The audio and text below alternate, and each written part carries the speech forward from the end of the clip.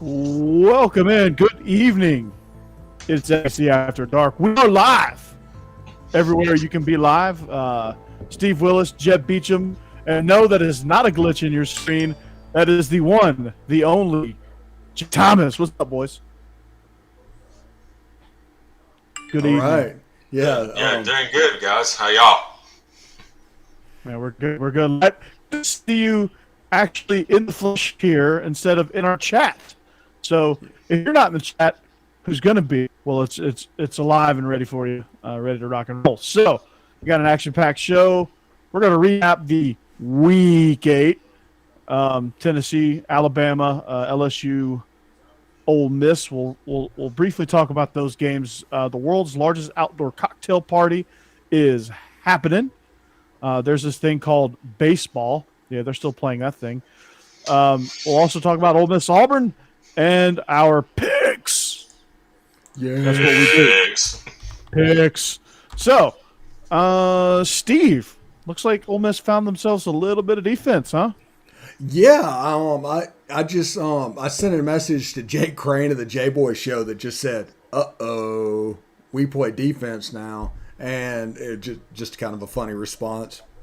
Going Yeah. back and forth because we talked before the season. Like, look at Ole Miss's defense. Hypothetically, if I told you Ole Miss's defense was ranked 60th in the country, where would you put them? And it was north of 10 and 2 at that point. And this is a team, they get past Auburn Saturday, which Auburn's a good team. There's a chance Auburn can win that game. But if they do that, Ole Miss doesn't leave the state of Mississippi again. Their only other road game will be the Egg Bowl. So, just kind of an interesting situation. Absolutely, and they look damn good doing it. And I don't care how down LSU is. That's an important game for both of these teams, and for Ole Miss to win in the fashion they won in is just impressive. And glad to see them get kind of back in their groove because they kind of lost it there for a minute. Even though they won a few games, they didn't look like they didn't look like the Ole Miss team that they looked like earlier in the season, where it was just kind of that explosive, just blitzkrieg type offense. They struggled a little bit against Tennessee, played a tight one against, a team that everybody thought was going to finish dead last or close to it in the East, which Tennessee is definitely improved on that. And they've definitely surprised me a little bit. Not surprising long term, but surprising in how fast they've kind of risen to that level of play. Yes, and also before we get going into whatever's going on, basically comment on your live stream. The bot will put it in the chat window that you can see over to the left, and we will try to interact with you. Basically, I just wanted to look about the echo channels, but you can see us on the Tide Talk podcast stream. You can see us on the Biscuits and SEC stream, and you can see us on the Believe in Georgia Dogs stream as well as the rest of them. So the chat is integrated there as well. So come see us. Yes. Come interact.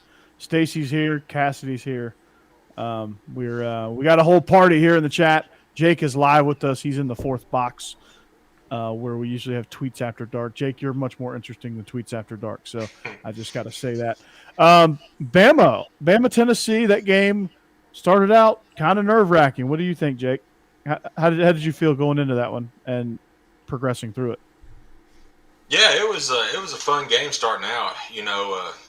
Tennessee went up a little bit early, and I was like, my gosh, it's shades of A&M again. And Hendon Hooker, no offense to Calzada, Hendon Hooker's a better quarterback, but we didn't exactly know how healthy he was going to be coming in. But I mean, he was like doing like flip flips or something like pregame.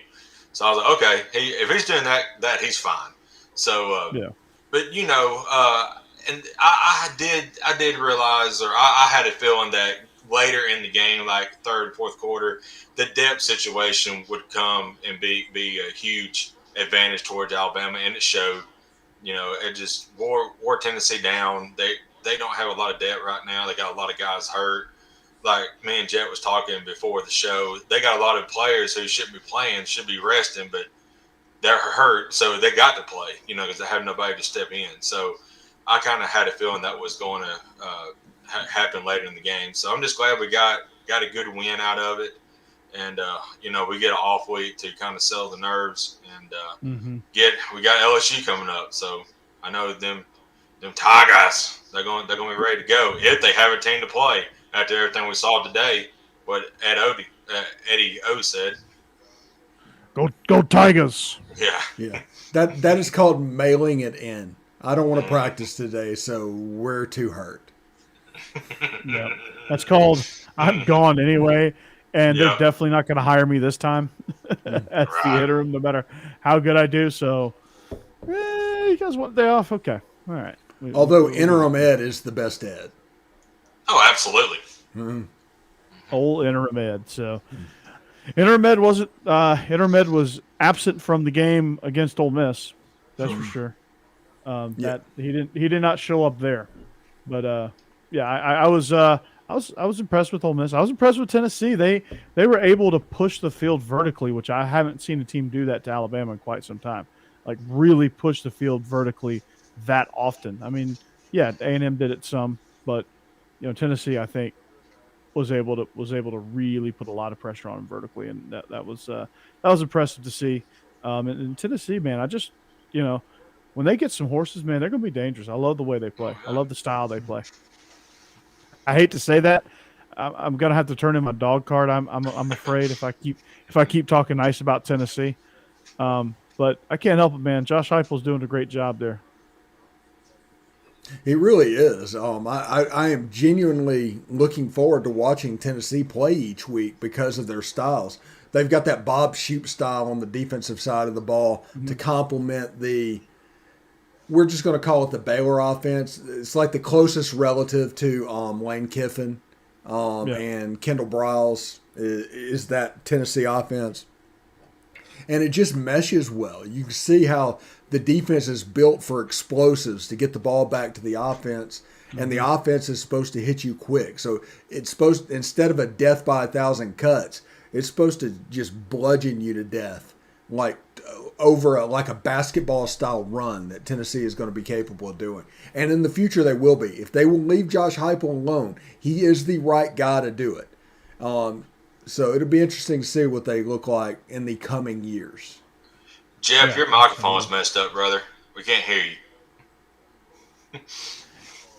you. Jeb has probably delivered the best soliloquy like 3 times, and we can't hear him. Can you hear me now? Yes. Yeah, okay. Apparently I turned it off. That's something you don't want to do in the middle of a broadcast, apparently. Yeah.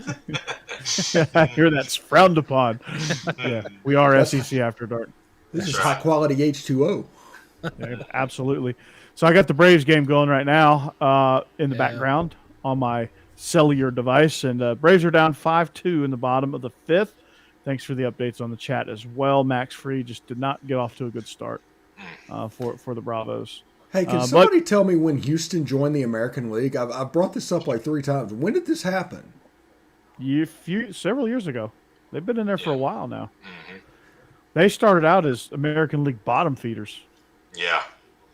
And then they collected all this talent, and they bought Lowe's out of trash cans, apparently, and cheated their way to a World Series. Apparently it was 2013 to answer your question. Okay, 2013. Okay. Yeah, because I'm just sitting here looking at it, it's like, what's going on? I remember when these guys were playing the Mets in the NLCS with Mike Scott and Nolan Ryan. I remember that vividly. Mm-hmm. But, I quit caring really about baseball after 94. That strike just killed me. It's getting good. The last couple of years, last 3 years, it's been really, really good, really competitive. Lots of young talent. There's starting to be some swagger a little bit with the game. Some of the young players are bringing that, like the bat flips and the stare downs and just having fun and screwing the old school unwritten rule book, just throwing that right out the window. It's fun to see. Like Tatis is, I love watching him play. And a lot of people are like, yeah, he's too cocky. Now, we need that. People say that about Acuna too, but I mean. And talking about it's getting interesting. Ever since the Braves finally started winning divisions again, is when it become fun for me again. Because they had some terrible years. They did. They really But- did. They had some really, really lean years. And it But I made agree me that- really hate the Nationals. It grew my hatred Yes. for the Oh, yeah. Nationals. Absolutely. No, it's a sport that's kind of been on the decline a little bit. So I agree. I like this this new attitude being brought to it. I think it's going to help their ratings a lot. But it's a sport I grew up watching, so I love it, and I want to see it survive. Absolutely. Yeah. And I think it will. I just think they need some things to make it a little bit more watchable on TV. And I think it'll be good. But this isn't MLB After Dark. This isn't World Series After Dark. This is SEC After Dark. So, anything else from around college football that stood out to you from Week 8? I know the SEC slate wasn't that great, but any other games stand out? Like the Iowa State Oklahoma State game was fun to watch. Our future conference mates Oklahoma almost went down to Kansas. That Yeah, one was that's what I want to talk about. Let's do a little Big 12 after dark. All right. Because Yes. this is something that's just driving me absolutely crazy. Caleb Williams almost loses to Kansas, makes one play where he has no idea if that's legal or not. He just decided to make a play. In my opinion, he would have made that same play there as he would have passed the line of scrimmage. And they're talking about him like he should win the Heisman for beating Kansas. What's up with that? What's up with that is that we don't have a really true Heisman candidate that people want to get behind. People don't want to admit that Matt Corral is the best player or Jordan Davis is the best player in the entire country. People don't want to admit that. So Bryce they're Young. trying to, they're trying to grasp at something. And Caleb Williams making that play seems to be it. Yeah, it was a fourth down play against Kansas. If you don't get that, you lose the game to Kansas. That's embarrassing. Yeah. Yeah. Yes, it is. Kansas, who was like a banana peel away from being Vanderbilt. That's so bad. Vandy's so bad. Oh gosh. If you listen to the Believe in Vanderbilt football podcast with Matt Perkins and Ryan Seymour, they're already out on Clark Lee. By the way, it's already Clark Lee ain't the guy. Yeah, it feels a little Orgeron like watching him coach. They're doing some silly things. Things. We'll be nice about it and say they're doing some silly things. And Iowa State finally playing like the Iowa State that we expected them to play like. And Oklahoma State doing Oklahoma State things where they finally get in a big situation and they lose. So the Big 12 is going to be interesting coming down the stretch. I don't think there's a favorite in that conference, is there? Probably, if you made me pick one team today who's going to be the favorite in that conference, I would take Baylor. I would too. Yeah, I guess you're right. I guess that leaves you with the Bears. The Bears. And I can't Dave bring myself Aranda to is pick them. quietly doing a great job at Do Baylor. you think he comes back to LSU? Possibly. He's very straight laced. He's the anti-ed, and everybody, the way things are going, they have built a mental statue to him, and that is something that is going to eventually come into play in this LSU search. Yeah. Will Anderson, yes, I'll throw him in the list. The only reason I say Jordan Davis is because as big as he is, as quick as he is, as dominant and havoc wreaking as he is, it's hard to quantify sometimes with a defensive tackle. But he definitely passes the eye test. So there's lots of people, but there's not that one standout guy that you're like, yeah, he's the Heisman. Everybody's catching him.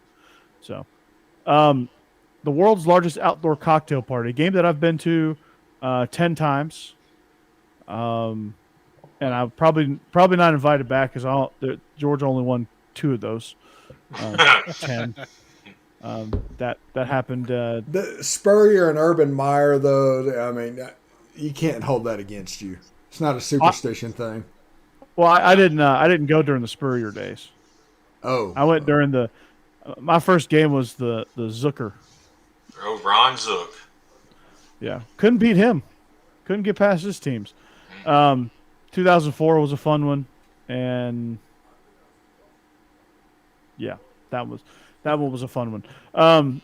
but yeah, Urban Meyer just 3 years in a row just ate our lunch. 07 was a fun one. That was good. Those were my 2 wins, but um, a very very fun matchup. It's a unique one where literally the stadium is split in half. Like with some of these neutral sites, you get these. You get mixed crowds, and you get pockets of red, pockets of blue. All that stuff. This one, it's literally, and you can see the split. It's very fascinating. It's like whoop, red all the way around, whoop, blue and orange all the way around, and you see the jagged split line between each upright, and it's pretty cool atmosphere. And every single year, one side is full, one side is empty, and it's unique. Um, there's a lot of debate on whether that game should stay in Jacksonville. I want to get you guys' opinion on that. Outsiders' opinions. Should it stay in Jacksonville or should it be a home and home? It should absolutely be home and home. And I say that as somebody that Ole Miss Mississippi State game used to be in Jackson every year until like 1992 or 1991. And moving it back to campus, it would help Georgia out more than more than you even realize what's going on. And B, it's going to just create a better atmosphere. Yeah, it will. Every other year you get that home field, and I think Jacksonville. I think like we're talking about the Jaguars here. I think Florida said they wanted to keep it on their turn in Jacksonville. If they still moved it to a home and home, which I'd be fine with, but I want that game to be played in Athens every other year, just so we can, we get Florida back up on campus and, just make that a really, really big home game every other year. I think that builds excitement for recruiting and all that stuff, and with the atmosphere that we have up in Athens, I think it just, and the atmosphere they have in the swamp too. I think it should be a home and home, and if Florida wants to play it in Jacksonville, so be it. But I think you have two great atmospheres in the swamp and Athens. So yeah, and think about this: players for Georgia like Herschel Walker never got to play in the swamp. Yeah. Players like Tim Tebow never got to play between the hedges. That's an experience that all players should probably have. Nobody wants to play in the Gator Bowl or whatever they're calling that now. Nobody wants to play in Jacksonville Stadium. You don't want to be known as like the Jacksonville Jaguars. Hey, we played there.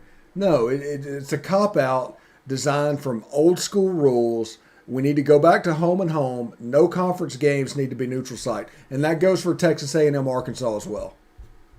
I agree. Yeah, that goes for anybody trying to play that stuff. I mean, I get these kickoff classics and all that stuff, and I don't know if you want a Jacksonville game for the South Georgia Dogs, play somebody neutral down there in Jacksonville, or just have them go to these neutral site games. I don't know. I don't know what you want me to say, but I think it's time.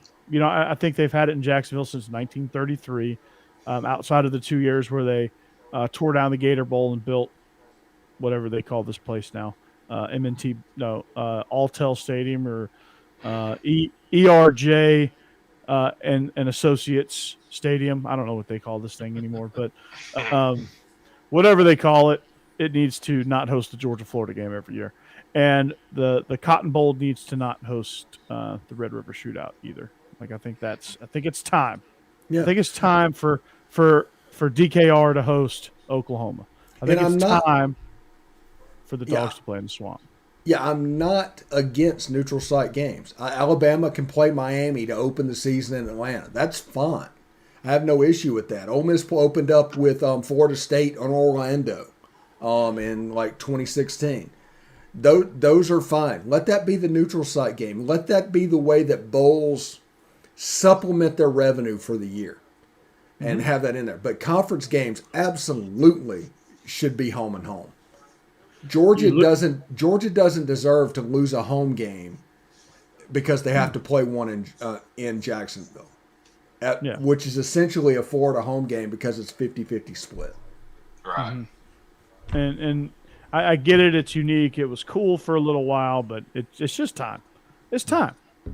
And the fact that we're having such a heavy debate on this means this game's probably not going to be too exciting this year.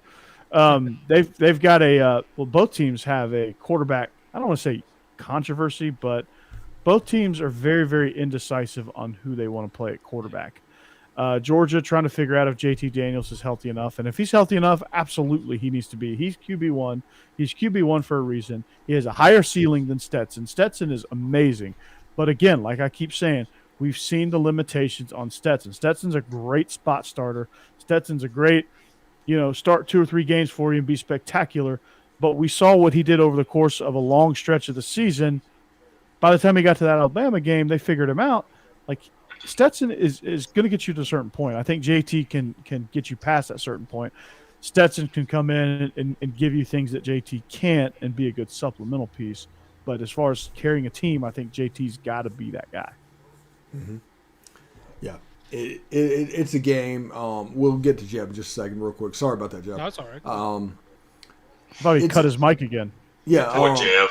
Yeah. JT needs to be in there because this is about the playoff and the championship game. This is about the December on games.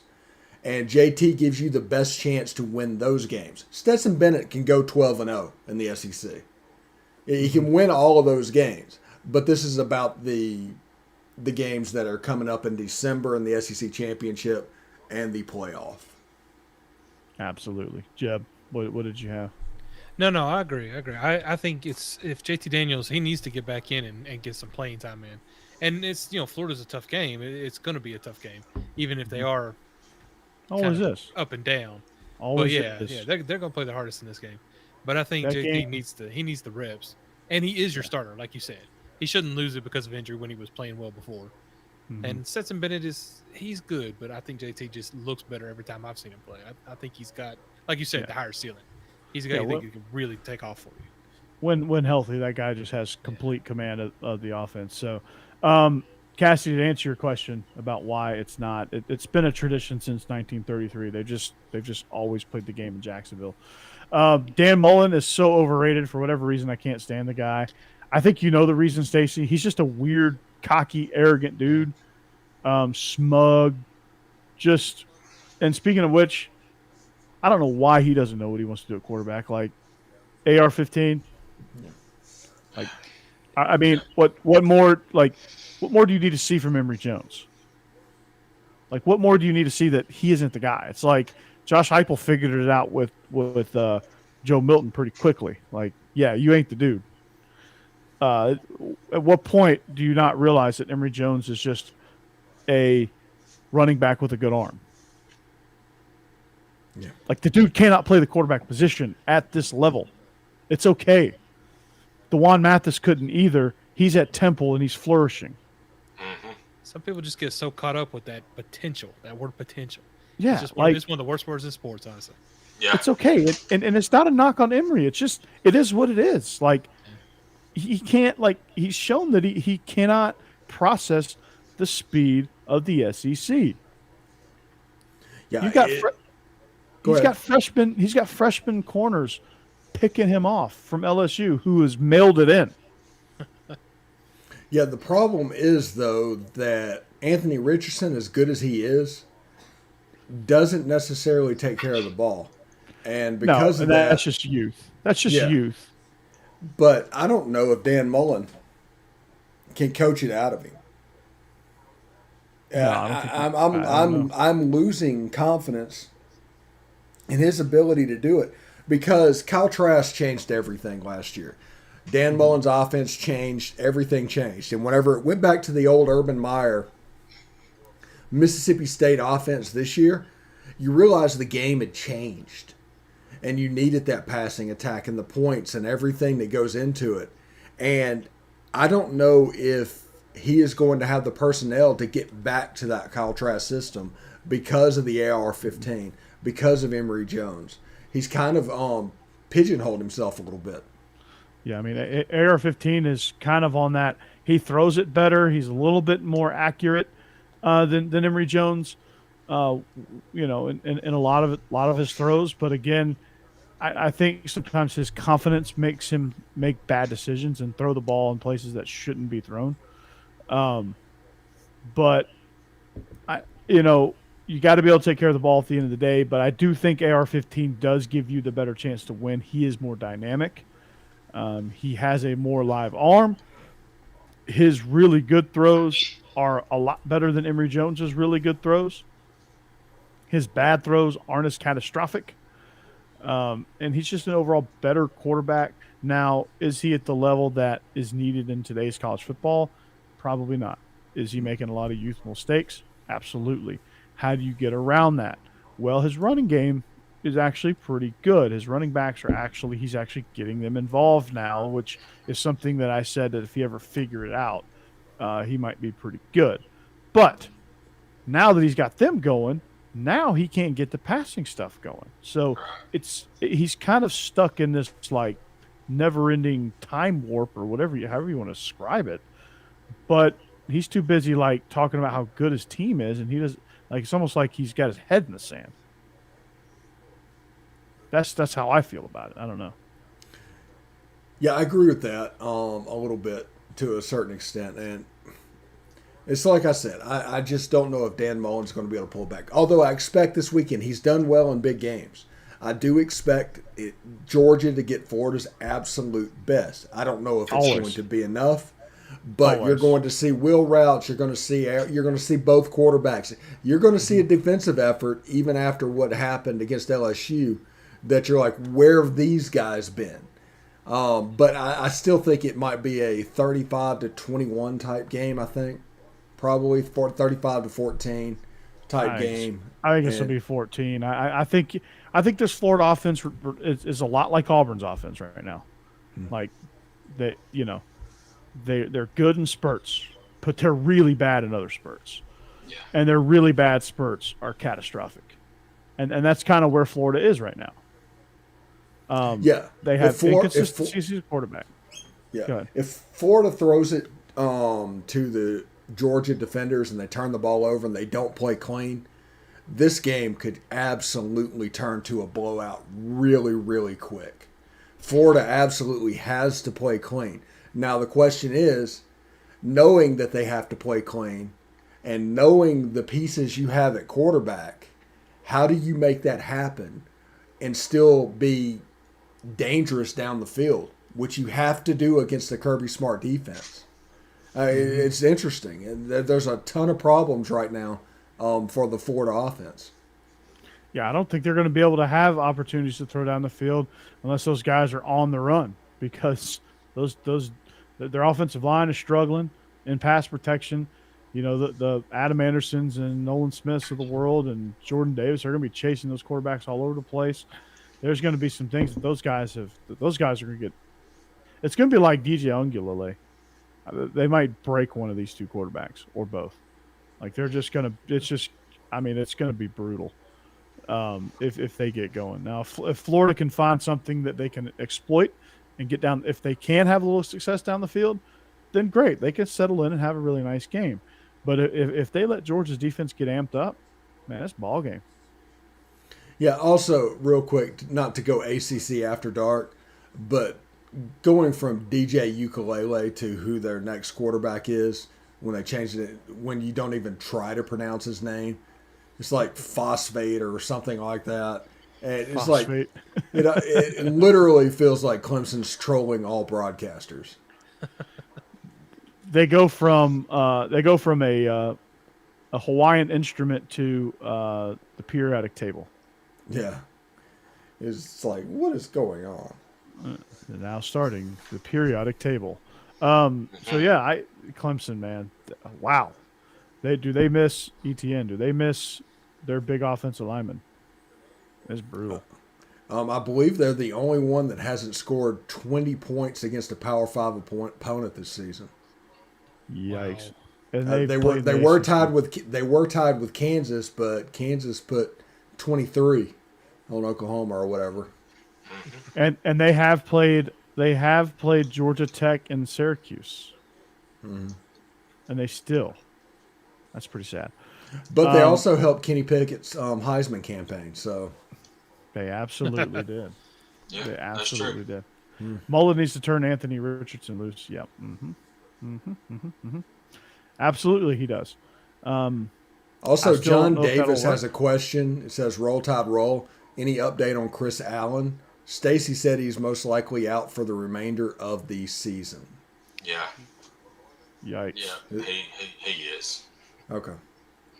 That's brutal. What's up, John? John, what's going on, man? What's going on? John Davis, yeah, AR-15. It's time.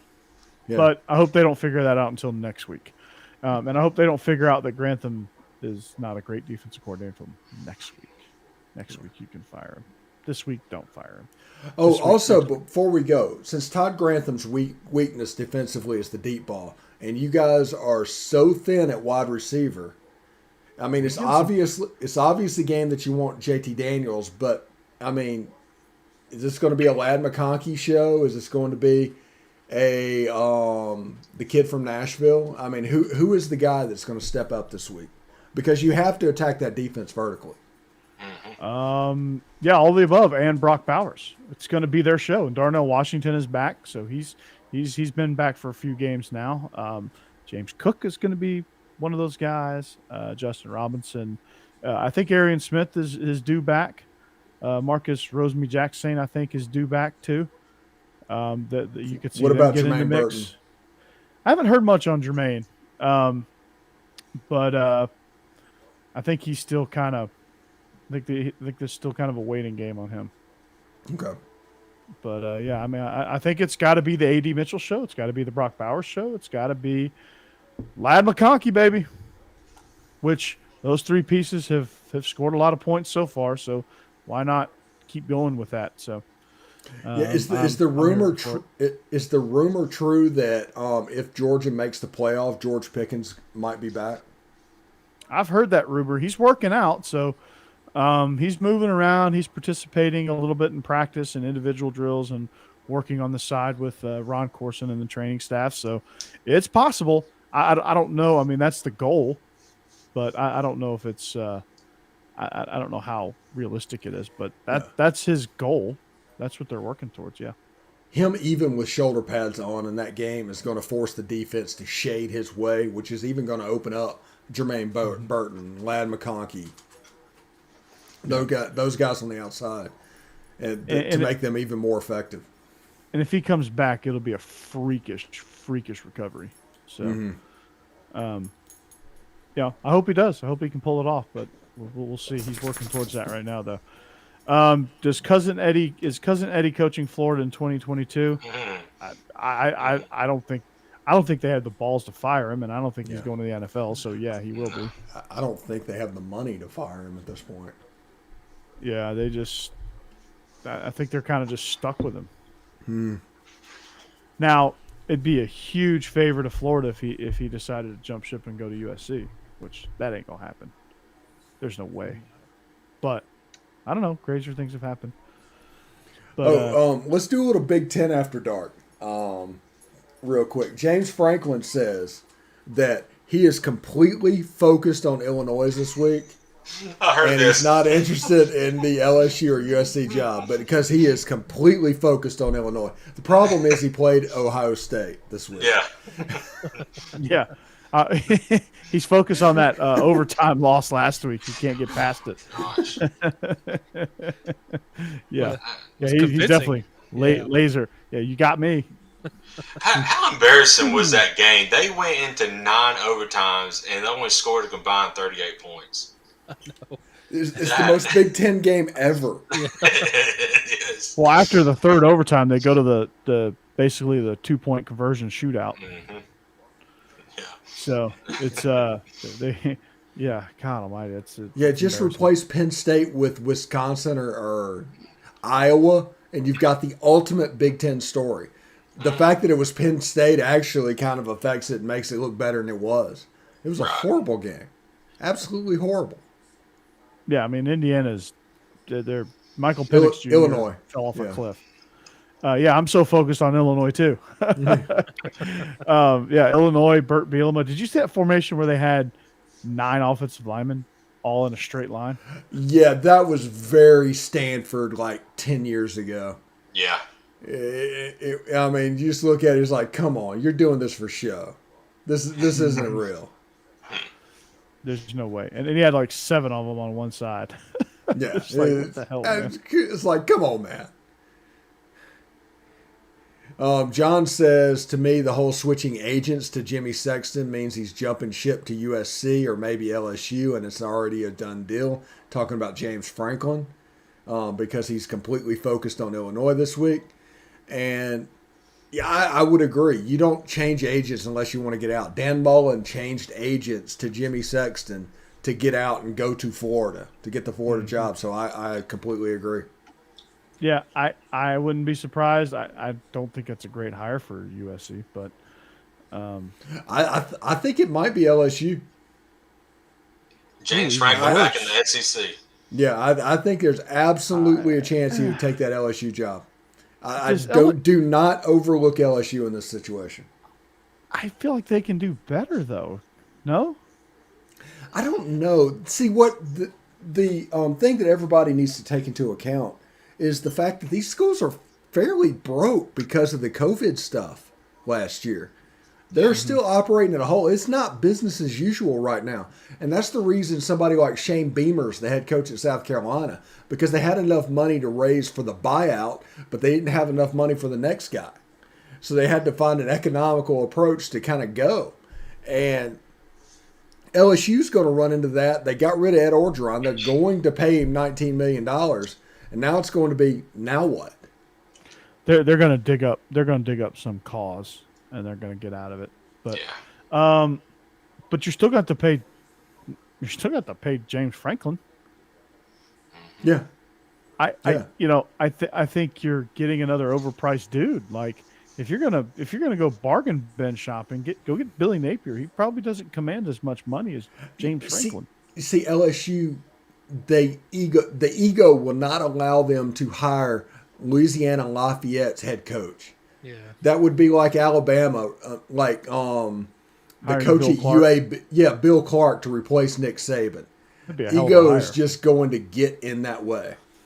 Yeah, like go bargain bin shopping and get Will Healy. I mean, the fact that people know that that UNC Charlotte has a football program is credit to Will Healy.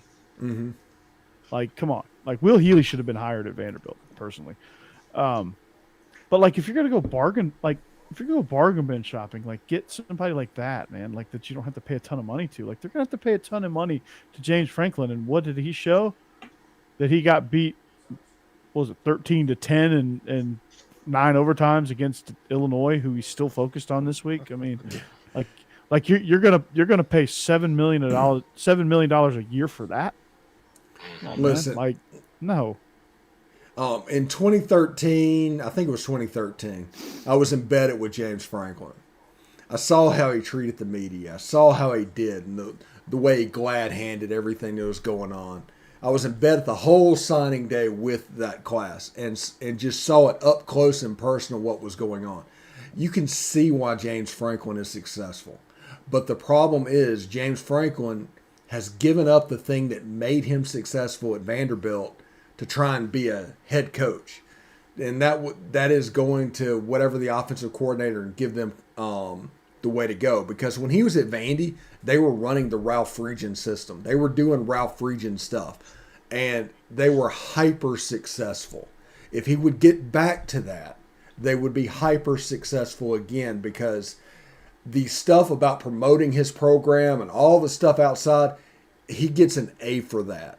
If he would just allow himself to be the talent on the offensive side of the ball, they would start winning at a very, very high level. But for some reason, he will not do that. He's got an ego now. Like, he had a chip on his shoulder. Now he's got an ego. Because he's at the big bad Penn State. Which was his dream job. Yep. People need to remember that as well. Yeah. He a little bit of snake oil salesman here. A little bit of shades of that. So, John DeLon says he thinks that Woodward goes with Chris Peterson before he goes with Billy Napier at LSU. It's interesting. Chris Peterson would be interesting. I'd like to see what he can do in the SEC. He ain't coming back though. He left. I guarantee he's just happy what he's doing. I don't think Chris Peterson's coming back. I don't think he's coming back for for an East Coast job or for an SEC job. He's a West Coast guy, I think. Yeah, he says that Napier is making appearances on Baton Rouge radio shows, and he's lobbying him for the LSU job. Yeah, I mean, that's obvious. This is the one he's been waiting on. It's obviously the one that he's been waiting on. He's been turning down job after job after job to get this job. But like I said, ego comes into play again. Ego is not their amigo. What about Jamie Chadwell? Like, who's going to go out of the box and hire that guy? Oh, South Carolina should have hired him. Yeah, they screwed up. They couldn't afford him. They should have absolutely gone after that guy. Oh, let's do a little Sunbelt after dark. A little belt. Yeah. They did a little bit of expanding, didn't they? Yeah. Southern Miss and Old Dominion are confirmed and announced by the conference. They say that Marshall and James Madison is going to take the step to move up. So that's 4 teams. Yeah, whoever is the commissioner of the Sun Belt Conference needs to absolutely be at the top of the list for anybody else because he's done a fantastic job. And that conference, whenever it's all said and done, has a chance to be what the American was. Mm-hmm. That's a good Absolutely. point. That's a great addition. I love the JMU addition. I think they're going to bring another element to that conference. They've needed to move up for quite some time. They've dominated FCS long enough. Sun Belt has that invitation. They've done it with App State. They've done it with Georgia Southern. Done it with Coastal. Done it with Coastal. Coastal. And now it is JMU's turn. It's gonna be that's gonna be a tough conference. Man, that is going to be a tough conference. Oh my goodness! I'm not so sure the Mustard Buzzards don't want to stay in the Conference USA after those additions. Yeah, the Fun Belt is going to be the Fun Belt, and I'm looking forward to that. And I hope they stay on Wednesday nights because that I can actually watch them. Go ahead, Jeb. I was gonna say it's hard to think of the Sun Belt Conference as a good football, but it is something I'm gonna want to see after this. Absolutely. Yeah, I like James Madison a lot. I'm glad they're finally moving up. Mm-hmm. They've got some programs, man. Yeah. And I think North Dakota State ought to join the Big 12. Like they'd probably come in as favorites. I mean, Chris Kleiman Chris Kleiman made the jump to Kansas State. That whole program should just made the jump. I mean, shit, they'll come in immediately day one and be middle of the pack at worst. That's what the Mountain West should do. They should go get North Dakota State. They should go get South Dakota State. They should go get North Dakota and just take them all and just get their expansion up to 16, 17, 18 teams. Get Eastern Washington, too. Yeah. I mean, that's their geographic footprint. And UC Davis, Weber State, get all those schools, man. Southern Utah. Just absorb the entire Big Sky, plus North Dakota State and South Dakota State. Like if I'm the Big 12, I go after Missouri Valley, absorb them, because that's some good football. There's some good teams there. If I'm Pac-12, if I'm Mountain West, if I'm Pac-12, I absorb some of the top of the Mountain West, like San Diego State, Boise State. And if I'm the Mountain West, I absorb some of the Big Sky. Obviously, Fun Belt is doing the same on the East Coast. They're raiding the Colonial, so that'll be fun. Monmouth will be excited that James Madison is gone, but not to go FCS after dark. Okay, well, no, we need to do Conference USA after dark now because what's going to happen? There's 4 or 5 teams that the Sun Belt doesn't want because they left the Sun Belt for Conference USA and there's bad blood. Where are those guys going to end up? Because it's teams like Louisiana Tech, Middle Tennessee, Western Kentucky. Those guys are the ones that are in danger of being completely left out in the cold. Yeah, because they burned some bridges. I guess the American would probably maybe just absorb them, or they just beg for forgiveness from the Sun Belt. I don't know. That's you might see them take on the Sun Belt just says, okay, we'll take you as well. This is going to bring us up to 18 teams. But we'll take you as well. But for the first 3 years, you're going to take a half share. something like that. Just a way for the Sun Belt to get their pound of flesh for what those schools did to the Sun Belt back in the day. Mm-hmm. The Sun Belt's got the last laugh, and it's pretty funny. Is UAB part of Conference USA still? They got accepted by the American, I believe. Oh, okay. Yeah, they're going to American. Along with like UTSA and Houston. No, Houston's going to the Big 12. It's a mess. I'll just put it like that. It's a mess. Mm-hmm. Memphis, I think. Memphis is going somewhere. Mm-hmm. I thought they were. Maybe they're not. They're just in the American. Yeah, I thought they. For some reason, I thought they were going Big 12, but not. Maybe they didn't get accepted yet. But so guys, shall we get into our picks now? Picks. Let's get in our picks. All right. Let's see here. Okay, guys. Jake, I'm going to start with you because you're the guest.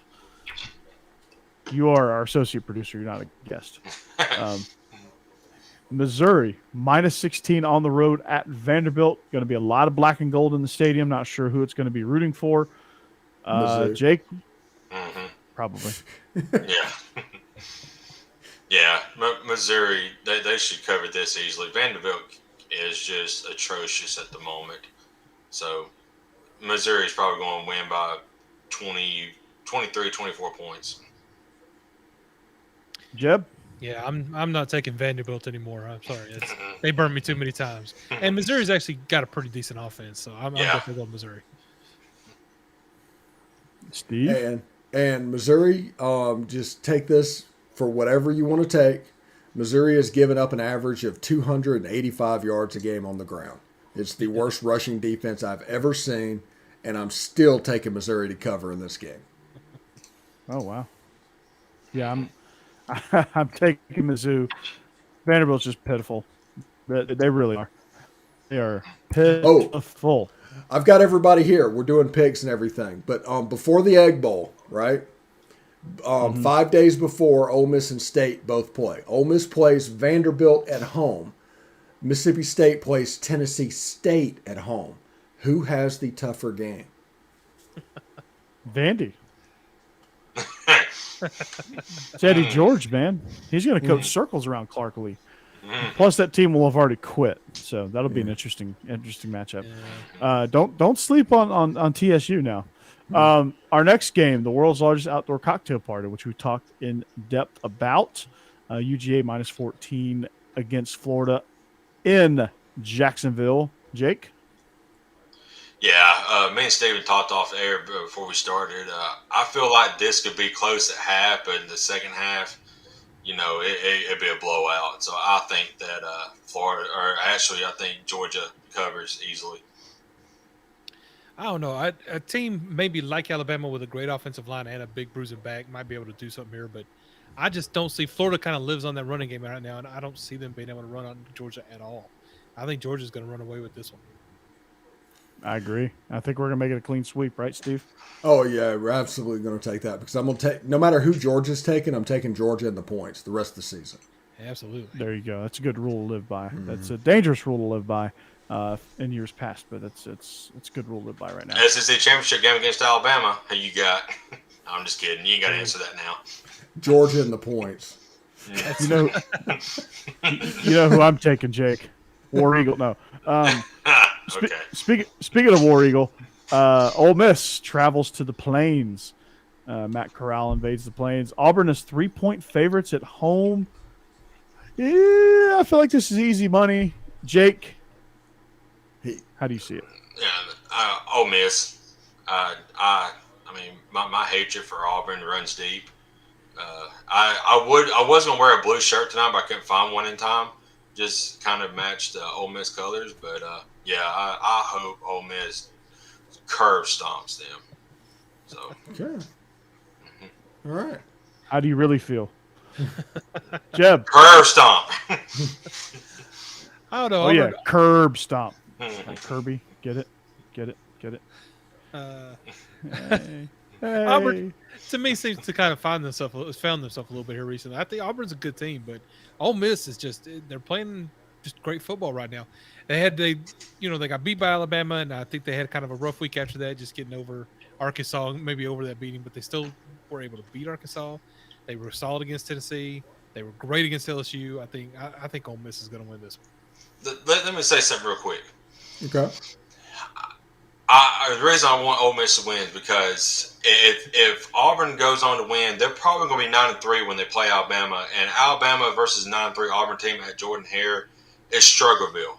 I mean, there's juju, there's all that crap. So we just need to go ahead and take care of that right now, Stephen. So get you guys ready. Juju's playing for Auburn now? No, just. I was going to say that's an upgrade, man. we call him Auburn Jesus because some kind of miracle always happens at Jordan-Hare against Alabama. You know, when we're down we talk about the horseshoe up Auburn's ass.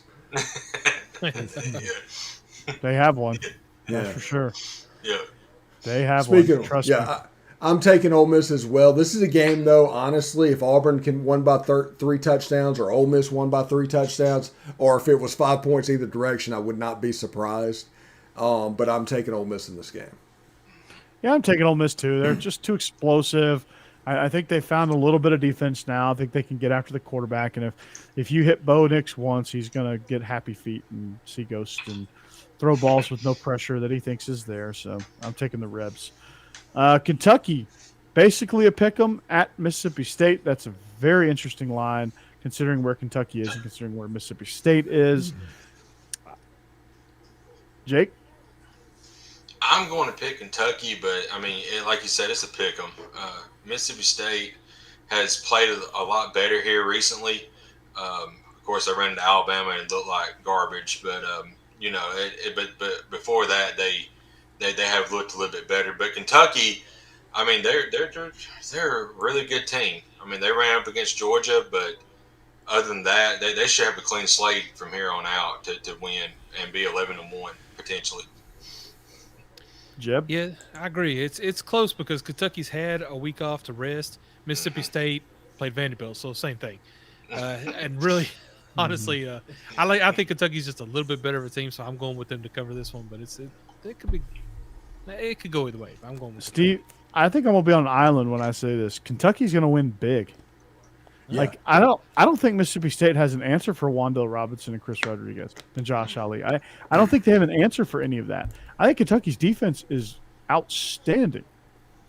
Like I don't know that Mississippi State's gonna have any answers for any of that. I think Kentucky's gonna win big. They're favored by 1.5. Just do the money line at this point. Money line Kentucky. Yeah, Kentucky's going to win big. They're going to win 2.5 points. Yeah. No, I'm thinking this game is a 24-7 type game. Yeah. Kentucky's going to get a couple of transition baskets, and I think there's going to be some threes that they're going to hit. And, oh wait, wrong sport. No. My problem is I don't know enough about the X's and O's. I can't tell with Mike Leach's system when he's going to have a great week and when he's not. So that's why I always have trouble picking Mississippi State.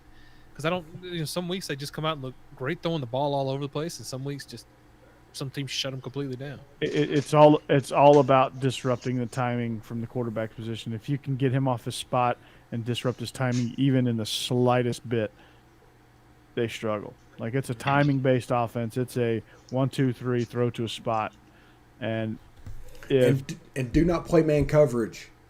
That's the trap that A&M fell into. Do not play man coverage. If DBs can reroute in zone coverage and get those guys just even off their track just a little bit, again, throwing off the timing is the key to the air raid offense, and not giving them any holes to throw into. So we go outside the conference. Game day is going to be in East Lansing. Michigan comes in to take on what is actually a low-key, a pretty big rivalry, but you would never know it because, ESPN pumps Michigan, Ohio State like they do Red Sox, Yankees.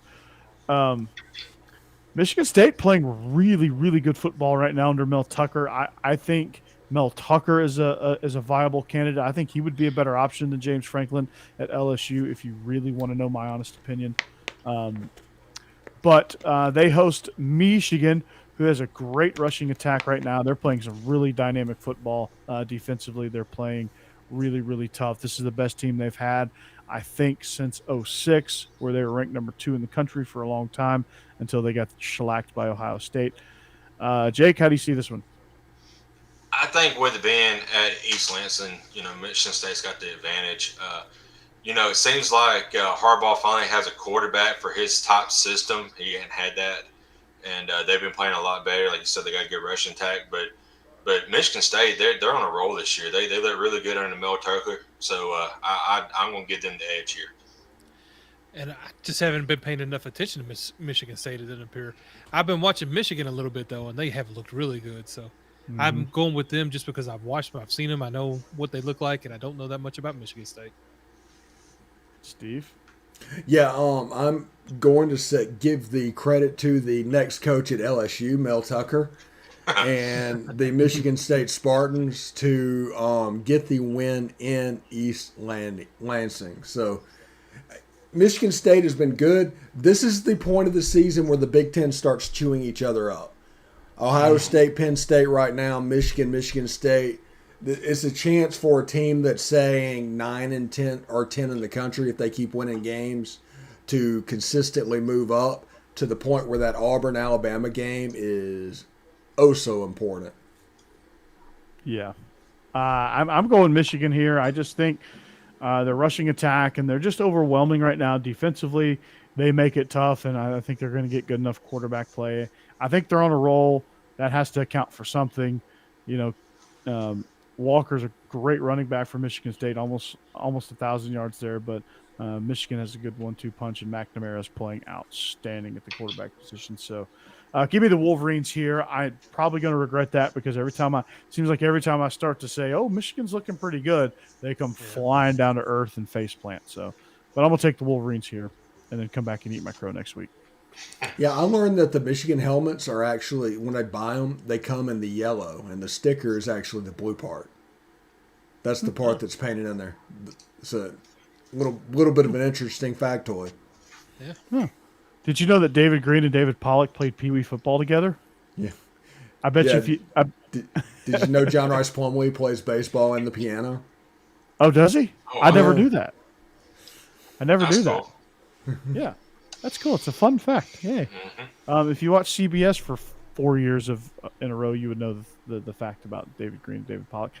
Did you know that Reggie Nelson plays the deep middle safety as kind of like a robber? Did you know that Vern Lundquist, the first name on the tip of his tongue is always Tim Tebow? Wow, Tebow! Vern, this is Kentucky versus Mississippi State. Oh. No, that would not have been a CBS game. No. This is LSU versus somebody. But it's LSU. Not Kentucky and Mississippi State. That is SEC Network 3 o'clock written all over it. As Jefferson Pilot. Yeah, man. Speaking of Jefferson Pilot, Penn State traveling to Ohio State, traveling to the shoe. Ohio State minus 18.5. Jake, are you on the Ohio State bandwagon, or do you think the future head coach at USC can get it done? After that pitiful game last week, I don't think Penn State can score. There's still kind of questions of if Clifford is 100% healthy. They struggled offensively. And Ohio State last couple of weeks have looked a lot better offensively. So I think Ohio State covers. Yeah, Jeb. Yeah. No, Ohio State has looked really good, so I understand that. Although I will say, I think James Franklin, that performance last week was pretty bad. If he really wants one of these jobs, he needs to audition a little better. I say he has him better this week and at least covers. He's getting preparing for Illinois, not for Ohio State. So once he figures out which team he's playing, he's going to play well. Yeah, exactly. I'm going to take Penn State to hold their own and cover against Illinois this weekend. They're locked in. They're focused. They're going to be able to cover. I don't know how Illinois is an 18.5 point favorite, but whatever. Penn State's going to be able to pull that off. Well, Jake went 9-1 last week, so I might follow his lead, but I think Ohio State is just too explosive. They're going to win by 3 touchdowns. This game's going to be ugly. Give me the Buckeyes. All right, we go into the American, the Battle of Texas, sort of. Houston hosts SMU. It's basically a pick 'em, but I guess they're giving the home team a little bit of credit. I'm not buying it. I think it's a clean sweep for all of us. Jake, why do you like SMU? They're playing incredible right now, and they're having a great run. And I mean, they may be the only team that can challenge Cincinnati here in a couple of weeks. So that's going to be a fun game if both teams are undefeated. That is going to be an extremely important matchup, especially for Cincinnati for playoff implications. And maybe SMU, if they do get a victory over the number 2 team, who knows what they could do. But I think SMU will win easily. Yeah, I agree. Outside of Texas, the initial stumble that Houston had there against Texas Tech, outside of that, they've played really well this season too. But SMU has just been better from what I've seen. And I admit I've not watched every game, but from what I've seen, SMU's playing good football. So I'm definitely taking them. I think you're looking at the future head coach at Texas Tech University, Sonny Dykes, baby. If you really want a glimpse into SMU's program, ESPN Plus does have a series that follows them. Check it out. But I'm buying the Mustangs here. I think they're rolling, man. I really like the way they're playing. Texas. Wait, real quick. You didn't do me. I'm taking SMU as well. But one thing to know about this game is the year after SMU got the death penalty, when Forrest Gregg and the guys were coaching the team, Houston beat SMU. That was a run and shoot team, Andre Ware's team. They beat SMU 94-17. Wow. This is a game that SMU has not forgotten over the years. Every chance they get to get Houston, that 94-17 pops up, and now SMU has a chance to really pop them. And I think that SMU is going to be able to maybe start to atone for that post death penalty game. Yeah. That would be a lot of fun. Yeah. Speaking of Texas, the Longhorns travel to Baylor. Baylor's 3-point favorites at home. I think the best thing Baylor could do is let Texas get about a 17-point lead at halftime. That would guarantee that Baylor could come back and win. Jake, how do you feel? Yeah, I think Baylor's playing, one of the best balls in the country right now. In Texas, I mean, they may get up huge, but they cannot hold a lead. So I think Baylor is definitely going to cover here. I think this is the week that Texas finally surprises a ranked team and actually wins the game. It's outside of maybe Lafayette the first week or something like that. But no, I don't know. I don't know what it is about Texas I like this year because their loss to Arkansas. I was surprised by that, and a lot of people were, but then Arkansas turned out to be a really good program. After that, I mean, Oklahoma, like you said, getting up early seems to be really just a death knell for them. I don't understand it. They're not as thin as they just don't know any better. Texas doesn't know any better. Yeah, it's maybe I feel bad for them. I don't know what it is, but I like this team and I want them to win, so I'm picking Texas. Steve? Yeah, I'm going to go with Baylor. Gary Bohannon. Gary, I don't know the first name exactly how to pronounce it. It's either Jerry or Gary. It's very Parks and Rec of me. But he's an excellent underrated quarterback, and these guys are pretty good. And Dave Aranda is calling all the right shots, and I think that he's a dark horse for the LSU job. I think they love Dave Aranda in Baton Rouge, and they kind of want to build him a mental statue. And so if this turns into a circus, he could be the fallback pick. The best thing Bill Bryles did, the best thing Jeff Lebby did, the best thing all those guys did was get it out of that cesspool of Waco, Texas. Right? So Dave Aranda, I hope he gets to Baton Rouge. He's too good of a coach to be at Baylor. That being said, Baylor is amazing right now. They're playing really, really good football. Texas, again, they're playing. They just quite haven't shaken the stink off of the Tom Herman era. Tom Herman was a really weird guy. When you talk about just a weird, odd character, just creepily odd, that's what Texas has been living with for the last 4 or 5 seasons with Tom Herman. And they just haven't shaken that yet. And they play like it. They play like, in the first half, they play like, hey, Coach Sarker's our coach. We're aggressive. We're creative. We're explosive. We can do some things. And then they kind of revert back to, oh, well, we're not that good. we don't know what to think, and we're just kind of in a weird state of mind, and then they just fall apart. Bijan Robinson is one of my favorite players in the country. Love him, Yes. but you can't win with just Bijan Robinson. That's why I'm taking Baylor here. Baylor has got a more complete team. Baylor is a dark horse there, and Dave Aranda could potentially, if Mel Tucker does not follow through, could potentially be the next. He's probably the second choice outside of Mel. I think Tucker's front runner, if you ask me. All right, Virginia travels to BYU to take on the Cougs. Cougs are 3-point favorites at home in Provo. Jake. Yeah, I think BYU bounces back. They lost a tough one last week, and I think they bounce back. Them guys are tough at home. We go kid around at work. Some buddies of mine said, their Normans are pretty tough at home. So, I think they bounce back and they cover this week. Yeah, I agree. I think Virginia's had actually a better season than I thought they would. They've played pretty well, but I think BYU is the stronger team. So I agree. I think I see them bouncing back and winning this week. Did y'all know that Mr. Jefferson's University is the fastest offense in all of college football? Faster than Tennessee? Yes, faster than Tennessee. I think they're going to use their tempo to their advantage and get out of Provo with a win. Although I do like Are they more powerful than a locomotive? Leaping tall buildings in a single bound. But they're doing quite well. Bronco Mendenhall. Yeah. Yeah. Which obviously this game is a contractually obligated game. They had to put this on there whenever Bronco went to UVA. This was probably in regards to a buyout or sometime. But I like the Wahoos in this game. Okay, all right. I'm taking BYU. Again, I'm in favor of Kalani Sitake. I think any chance he gets to showcase his talent for that USC job, I think it would be really interesting to see him get it.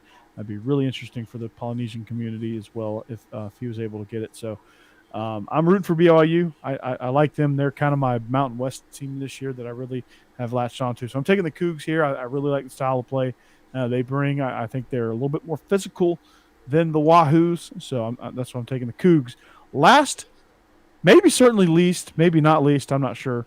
When it comes to offense, yes, definitely least. When it comes to defense, Iowa's pretty damn good. Wisconsin is just in the tank right now. But Wisconsin and Camp Randall is good enough to be 3-point favorites.